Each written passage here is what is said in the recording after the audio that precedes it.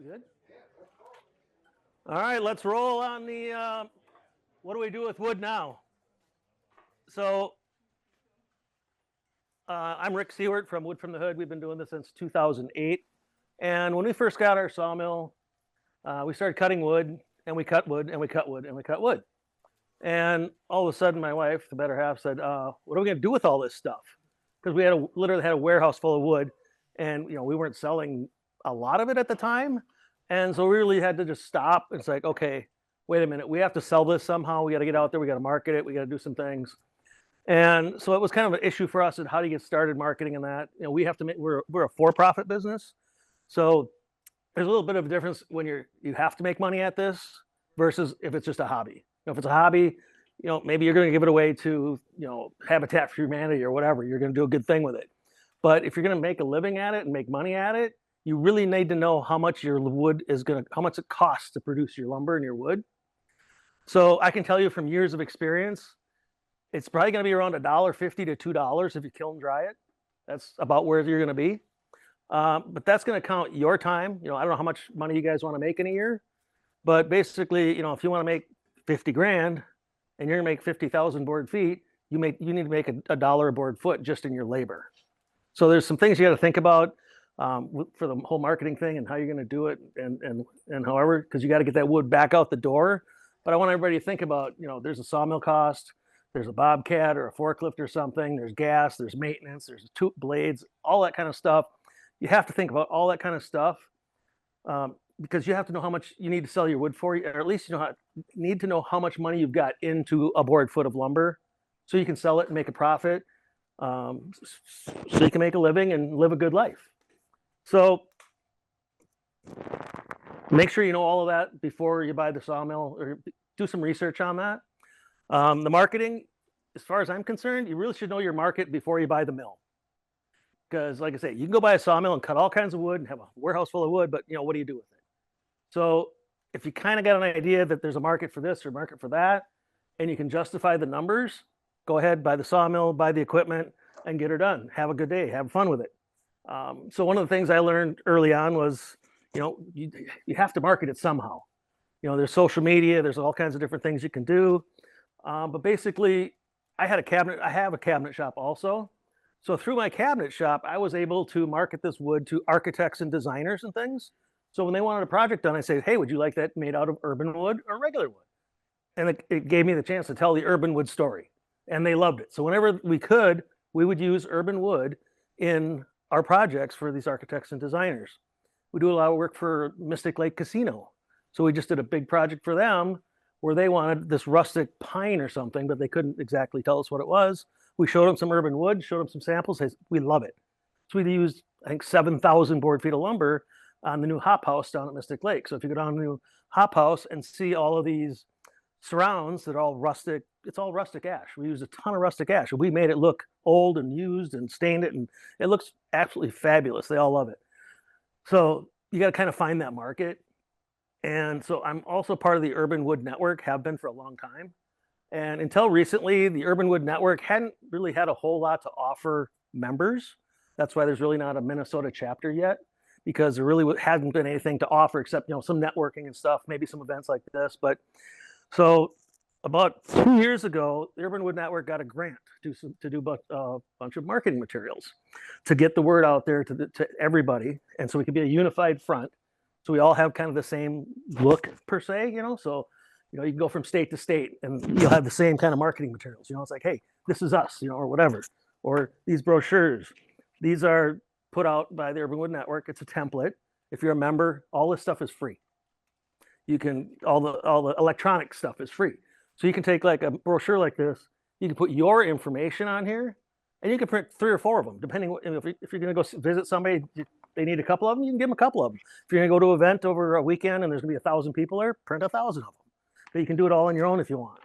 So there's a guidebook here, and there's everything from T-shirts to billboards to all this stuff here, and it's all available. Well, the stuff you can print on your own is all available for free. You can also have these other stuff printed also.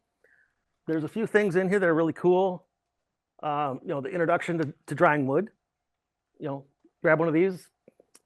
urban wood in the built environment, some case studies of how it can be used in the urban environment. So architects, designers and stuff, great to hand that off to them. Then for the municipality people, you know, should you do this or shouldn't you? Here's some case studies of people that have done urban wood, you know, in their city or municipality. So another good case study stuff that's, you know, a lot of time and thought have gone into this stuff. Like I said, this stuff totally customizable. There's all these just smaller postcards. We did a study group. We had, I believe, 7 different case studies from architects, designers, cities planners, arborists, woodworkers, small users, large users of wood, millers, makers. So all this stuff is available too, that it can all be customized for your own use, and it can be promoted amongst everyone. So the Urban Wood Network is really trying to get everyone from the guy that's cutting the tree down to the architect at the end that's specifying it, to the actual end user, be it a university, a school, a city, whatever, trying to make that urban wood connection all the way through from one end to the other. So soon here, hopefully we can get a Minnesota chapter going of the Urban Wood Network, so we can have a collaborative group of people to start talking about this stuff, start sharing ideas, and, you know, start talking about all the stuff that we talked about today, you know, drying, you know, the importance of drying. You know, there's a lot of different things that, you know, Brian didn't touch on, but, you know, is that dried correctly or not correctly? You know, this is a simple test to see if your wood has been dried correctly. This is case hardened wood, by the way. This is what it should look like. So this was basically a 8-quarter piece of wood, 5 inches wide. Took a bandsaw, cut out the center of it. It stayed perfectly straight. That wood is dried correctly. This wood was dried too fast. The outside dried faster, didn't allow the inside moisture to escape. So when we cut it open, it collapsed. So there's a lot of cool stuff that can be talked about as a group. Another thing that's going on is the Urban Wood Network is also working with USRW, which is the Urban Salvaged and Reclaimed Wood. This is through a grant from Cal Fire in California. And so this is basically a specification guide for urban wood. So there's fresh cut, which is trees that we're talking about today. There's reclaimed salvaged, which is stuff coming out of buildings, which is technically, you know, urban wood also. Definition of urban wood. Anybody? Basically, it's trees that are coming down for any purpose other than being sold. So like a farmer's clearing his field to make clearing a forest to make a field, that technically is urban wood. So the definition is fairly broad. It's not just stuff that's coming out of the city. It's anything that's coming down not for its lumber value. This is a document that's we're working on right now. This is like 82 pages long, and we're working through it. It has a lot of different things. One of the big things is chain of custody on how do we track the urban wood so we know where it's from. So somebody's not coming in with forested wood, which Brian mentioned is cheaper than, you know, the urban wood. Urban wood, we're cutting it one log at a time, Takes a lot of time and patience and stuff to get the urban wood into the form that we can use it. So this document has a lot of stuff about the tracking, how you track it, and they really want to get it all the way from the arborists to the end user and have a chain of custody for it, so everybody knows where it came from and how it got there. Yes. Any questions so far? Come on. Yes, you in the back there. Breakdown. So why is that chain of custody important? Where's the value there? So people are, like the regular forest industry somebody can't have a cabinet shop like me and all of a sudden say, oh, this is urban wood. And I just go over to Youngblood Lumber or whatever and buy 1,000 feet of oak and say, yeah, this was, you know, urban lumber. And it's not urban lumber. So we track it. There's a couple different tracking systems out there. One of them is called Ancestry, which is an online app. And you have these little QR code tags. And a log comes into our log yard. And we'll find out where it came from, what kind of wood it is. We'll scale it, get the board footage on it. We'll go into the app, scan the tag, input all the information into the app, and slap that thing on the end of the log. So now we have an inventory of what we have out in the yard, where it came from, everything else. It's all online. It's, you know, so it's an app, so we can keep track of it all. So now when someone calls, like happened about a month ago, said, "Hey, how much elm do you have?" We have 8,352 board feet of elm in the log yard. Oh, cool.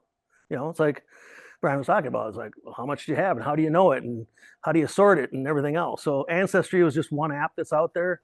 There's, I believe Cambium Carbon has one. Carbon Smart Wood, I think it is. So there's a couple few of them out there, so you can kind of keep track of, excuse me, what you have and, you know, where it came from and all that kind of stuff, because that's just kind of one big thing about the urban wood is they want to know where it came from. We track it all by the zip code that it's come from. So that's kind of our story that, you know, we need to tell a story, and that's our story. We always track it by the zip code that it's come from. So typically whenever we do a product, this one doesn't happen to have it on there right now, but we'll have a sticker on the back side, and it'll tell the wood species, the zip code that it came from, and the city that it came from. On our typical product. This is a brand new product that we haven't really introduced yet, but typically there's a sticker on it. That's kind of our story, is to tell the zip code story. And we actually lose sales because of that once in a while, where somebody will say, "I want something from zip code 55402 or something." It's like, sorry, but we don't have any wood from that zip code. And it's like, dang it.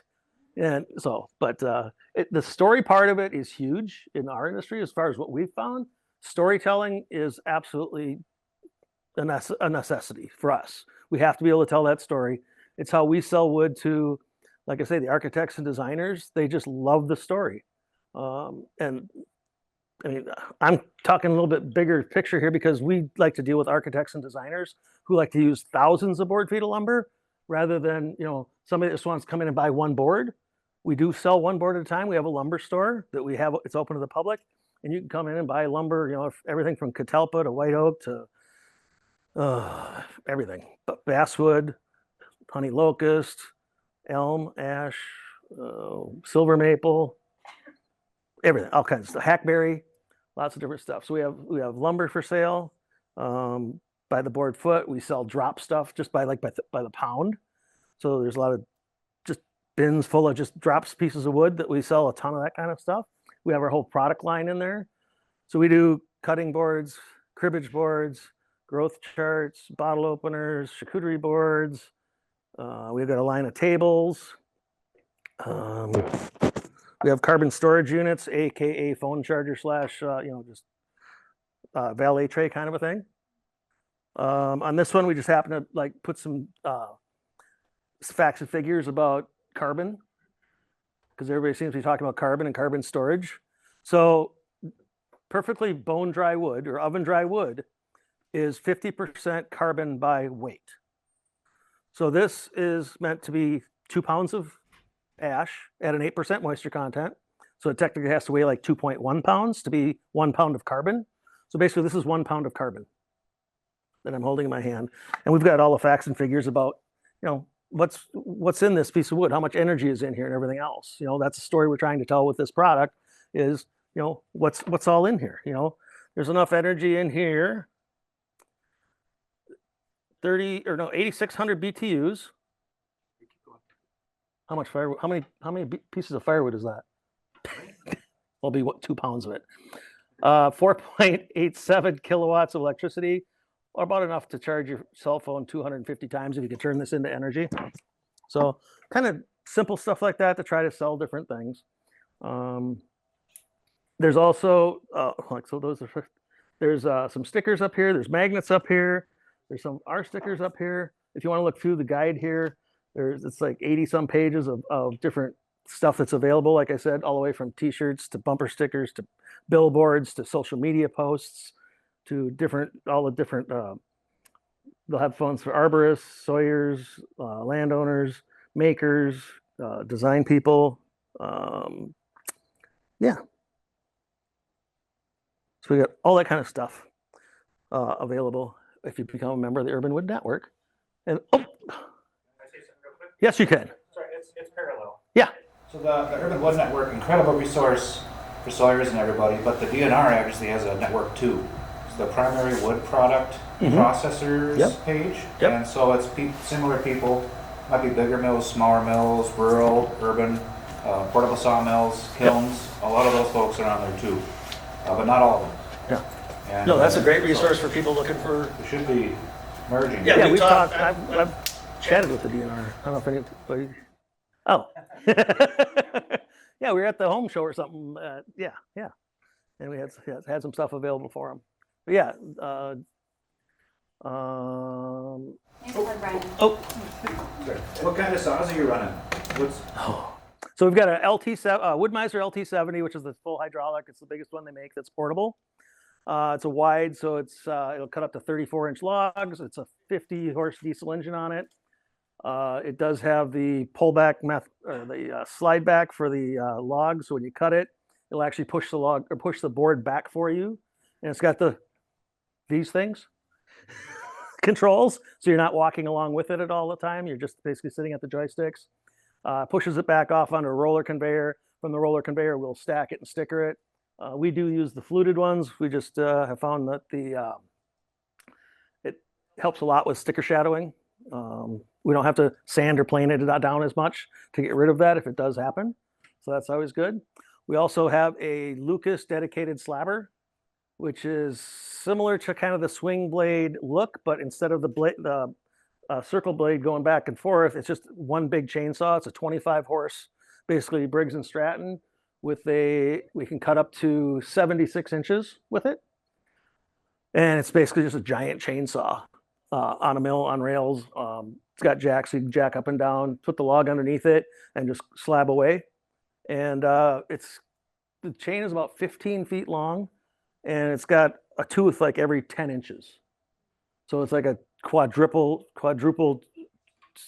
chip or skip tooth. Yeah. So if it had more teeth than that, it would plug up the cut, and you couldn't cut because it'd plug up with sawdust.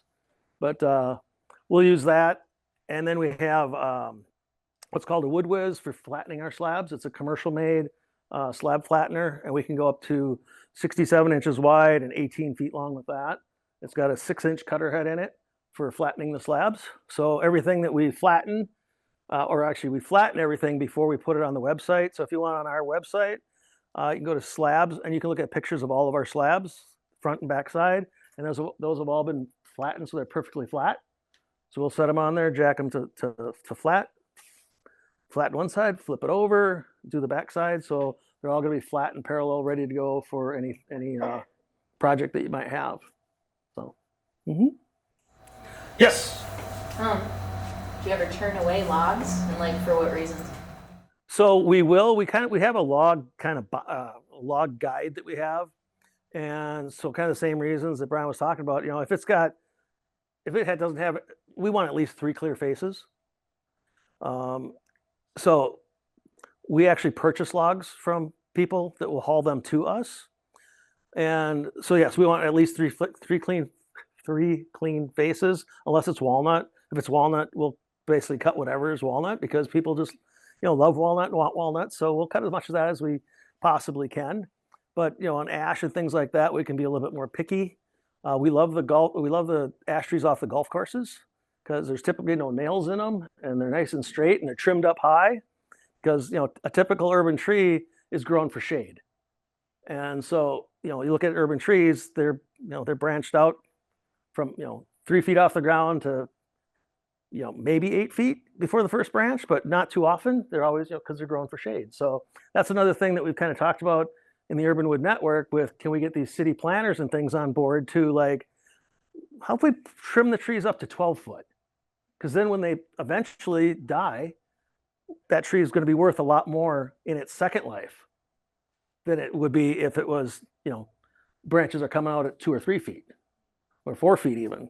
Because 4 feet, by the time you cut it off with the notch and you cut it below where the crotch actually comes down into the stump log, you might have a log that's 3 feet long, and we don't have much of demand for 3-foot logs or 3-foot lumber, I should say. We do take logs down to about 6 feet long. We have a product, we make growth charts, and they're like 6 or 5.5 feet tall. So we'll take 6-foot logs to try to use that up as much as we possibly can. So our limit kind of is 6 foot on the short end, and we'll take as long as a log as we can get on the long end.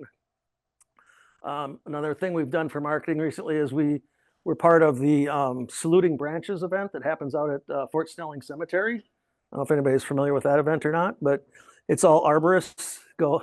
Yeah, I didn't wear that shirt under this one, but so this is the second year we've been out there, and it's a great place to bond with other people that love trees and wood. And they actually offered us some logs that were taken down. So now, actually, I'm going to pick them up this afternoon. But we got some linden and hackberry and box elder from the cemetery, and we're actually turning it into some Minnesota ornaments. And we're going to tell the story that this wood came from, the National Cemetery. So that's just another kind of cool thing that we're trying to tell that story, market it, use as much of that wood as we can, find a home for as much urban wood as we possibly can, because we don't want to throw it away. We want to keep as much of it as we can, and so we're always looking for more markets and bigger markets. Yes, sir.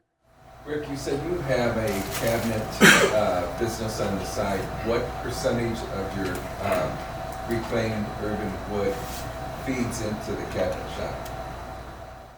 Good question. So it kind of is a twofold kind of thing. So wood from the hood, we have like 5 full-time and kind of 5 people work full-time kind of on the wood from the hood side of things.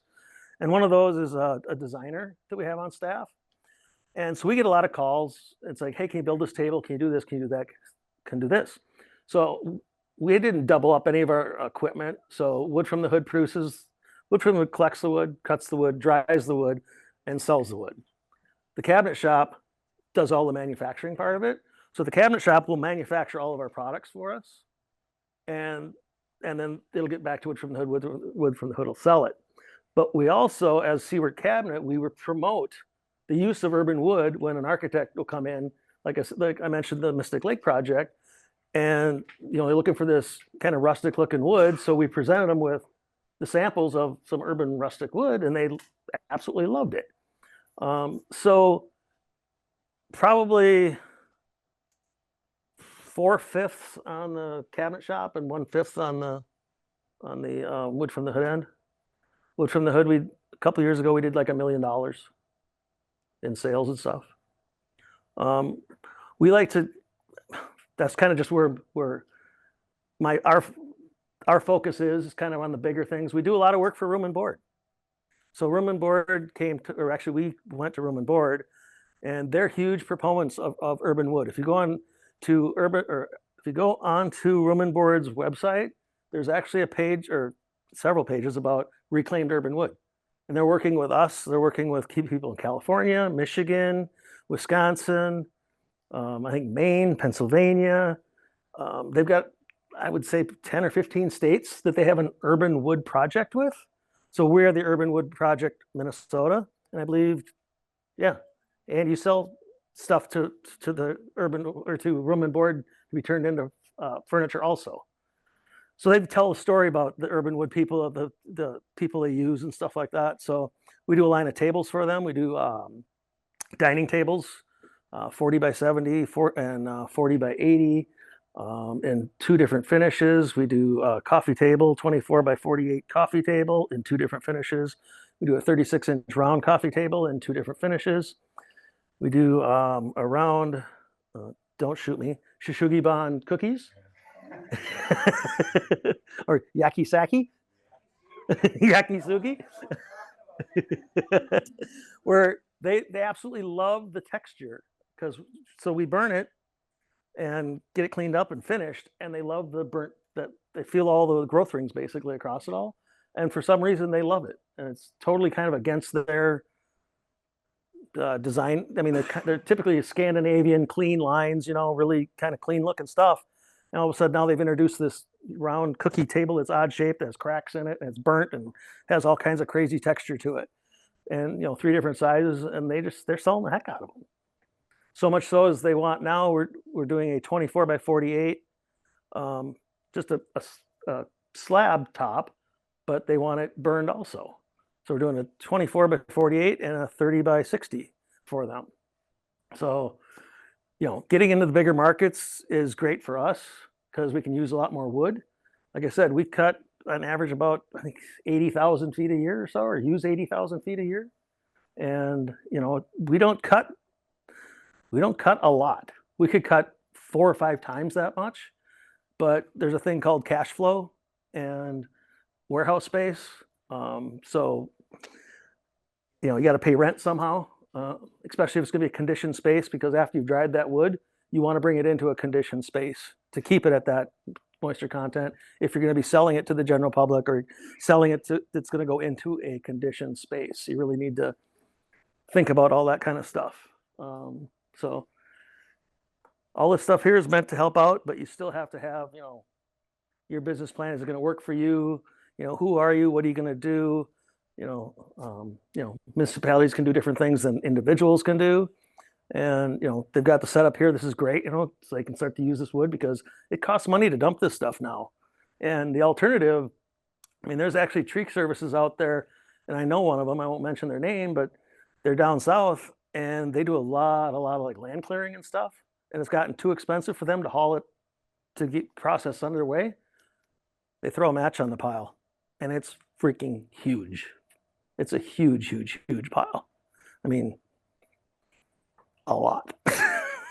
And it's just sad to see. It's like, so we really want to start promoting urban wood and its use and everything else to try to stop that kind of stuff from happening. Another kind of thing that they're doing is wood vaulting, where they'll basically just dig a big hole and stack logs in there and cover them up. You know, it's like, we can do better. So we're just out there trying to get the word out. With all the new marketing materials, hopefully, you know, more people will come into the urban wood market and join up with the urban wood network, and we can try to move a mountain here, mountain of wood. But all right, any more questions? We got more time. Lunch isn't here yet. Oh wait, we got 8 minutes. Yes, sir. So you said 4 to 5 full-time staff on the cabinet side? No, on the wood from the hood side. Yeah. Then we've got like 20 on the cabinet side. Yep. Yes, sir. The public buildings, like the owned by the, you know, a city, a county, the state, or even, I think it came up earlier about sound barriers. Yeah. Why is it so difficult for, you know, like our schools or a new public building to be built with some of this stuff? Low bid gets the job. So that's the kind of a conversation that we've been having too. I'm on the MPC's Urban Wood Waste Steering Committee, and it's like, how do you get more stuff? And it's like, I didn't even believe I said this out loud, but maybe we need some legislation that says this product has to be used in certain public projects or something, just to use this resource. It's underutilized. I mean, we're throwing millions of tons of this stuff away, which all could be sawn into, or not all of it, but at least probably 50% of it could be sawn into lumber and used in all our state municipality buildings and everything else. I mean, we have done a lot of projects. We did a big one with Silverwood Park, where we took, I think, 80 trees out of there and turned it into paneling for use in the building. We've done work at St. Thomas. We've done work at McAllister, at Hamlin, the University of Minnesota, where, you know, trees are coming down. We cut it up and it goes right back into the buildings in some shape or form, tables or siding or paneling or whatever. So we've got some big projects downtown Minneapolis that we've done. The RBC Gateway building, there's a bunch of ash ceiling, decorative ceiling panels and stuff up there that go through a skyway and up an escalator lobby. And I mean, it can be used anywhere regular wood can be used. So, you know, we really want to try to push this, you know, and get this stuff used. Yes, sir. So I know we are trying to use as much of this urban material as possible, right? Yep. And there's a seemingly infinite supply. Right. And so like one of the ways to do that, right, is to get it into mainstream manufacturing. Yep. And I know that you're part of the like grading, the conversation around urban wood grading, which from my knowledge is pretty important in getting into that. Yeah. But then how do you you, me, anybody in this, we're never going to be as efficient as like a large scale operator. Nope. How do you, it's like a double-edged sword, right? So now if all of a sudden I'm grade alone, how do I? You're not gonna. Right, but it's like, so if I've got just the guy that's buying wood and I'm like, yeah, I've got FAS, two material, whatever, one material, like, and he's like, okay, great, I can get it for, you know, FAS white oak by the truckload for $1.50 or whatever it is. Right. And I can't do it for that. Nope. So how do you like merge the two, the grading and the story that you're marketing, that I'm marketing? Yeah. I mean, one good thing of us is, you know, my cost versus what I can sell it for, because I'm selling it basically at retail, or after the cabinet shop gets it, they'll mark it up. But by making it myself, I can use it in my own projects for about the same price as I could go buy it for, which is kind of cool. Where was I going with that? I'm just curious if there's a way to like merge those two worlds, grading and story. So it's like where it's like you've got, as part of this urban wood grading, there's a distance of standing tree to processing built into that grade or something. I don't know. And I'm making this up on the fly, but there. It's in here. Okay. And so a lot of the lead projects a lot of time will have a local versus, you know, wherever. So it depends. Sometimes the definition is less than 250 miles. Sometimes it's 500 miles. But in the lead program, there's also credits for using local material versus material from somewhere else. So they could maybe get more points or credits from us because we're local than shipping in, cherry from Pennsylvania or something, or oak from Tennessee or whatever. And actually, one thing, I remember now. If you go look at the price of red oak at Menards or Home Depot and do the math, it's like $7 or $8 a board foot. You can sell it for that. I mean, you'd make good money at that. So, buying it commercially, by the semi-load, yeah, I can buy wood really cheap compared to what, Menards or something is selling it for. But, that's not the market that I'm in. And I know that market because if you guys want to try to go compete with Menards or Home Depot or something on 2x4s, forget it. You're not going to make it, are you, Brian? But that's the important thing about the USRW though, Yeah. is because it's not a lumber grading, it's a lumber story, really. Right. So it tracks it from stump to sawmill and everywhere in between to the processor, all the way through. Yeah. And that's the people are buying the story. And I can compete when the story's involved. Yes. Cutting 2x4s. And I cut better 2x4s. And so that's where the local market's strong. Can you grade stand? I can't, not yet. Okay. Hopefully this time next year. Oh, nice. Cool. One other kind of creative thing that's going on right now, which is kind of a big deal. Ash. Ash in Minnesota doesn't really sell that well. We're red and white oak in the Midwest here. But if you go out east, ash is kind of ash is kind of a bigger thing. Ash you can't use outside. But if you thermally modify it, you can use it outside. And now it's kind of a cool, different looking wood that can almost be you could use almost like walnut, the color and everything. Everybody seems to levitate towards darker woods. So after we have it thermally modified, it basically cooks all the sugars, lignins out of here. So no bugs or insects or fungus or anything is going to grow in this. So you can use it outside because there's nothing that's going to rot. So they say this is about the same as cedar for above grade. So like I built my deck out of this. It's fantastic, really cool. And that color is all the way through.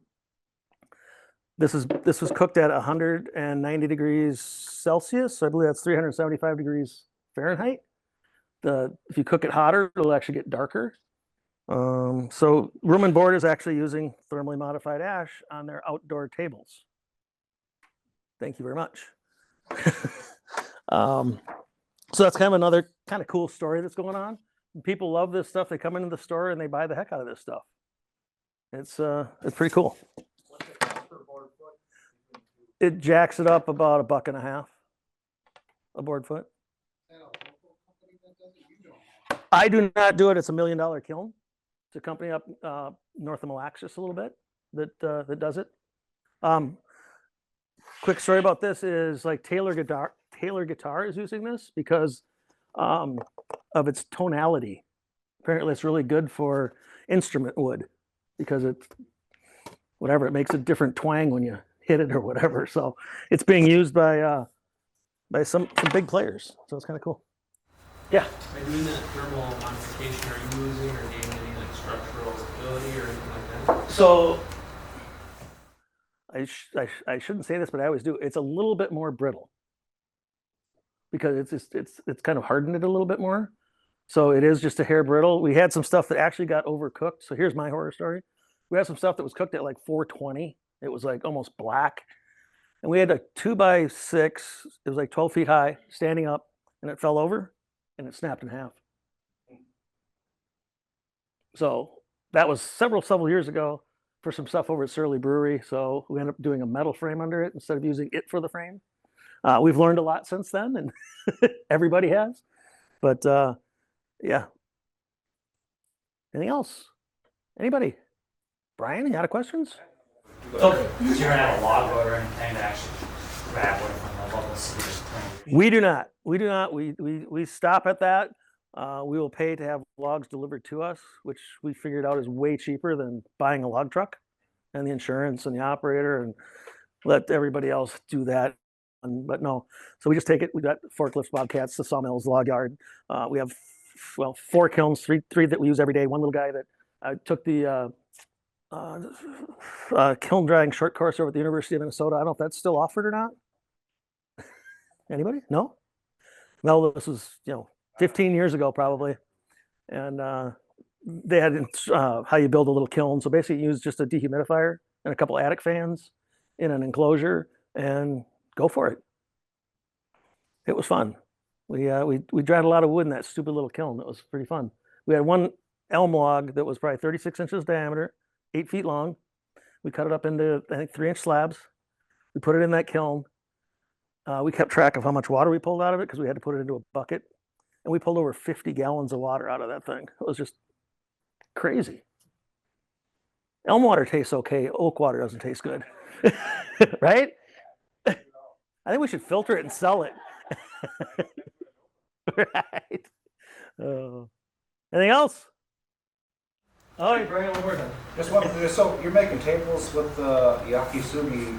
Yes. And y'all can, there's a little table over there where the base is burnt. Yep. You can feel it, like it like erodes all the softwood out. Yeah. So you can't use you can't write on paper on that table. Uh-uh. You're not filling it with epoxy or anything? No. Cool. No, it's just an end table, or it's just little coffee tables, and they're just they got the picture of the charcuterie board and a glass of wine sitting on it. But they sell the heck out of them. Yeah. Are you oiling them? No. We have a spray on finish. Okay. Yeah. Yep. But yeah. Anybody? Going once? Going twice? The people that bring wood to you today, do they all have log loaders or they come with like a typical dump truck? Or what's... It does. Typically, it's a log loader, but we have some guys that'll just have like a dump truck and they'll just dump the logs. Yep. Yep. So however they can get it there is fine. We can get it unloaded if it gets there. We can unload it. So yeah. Going twice. Going 3 times. All right.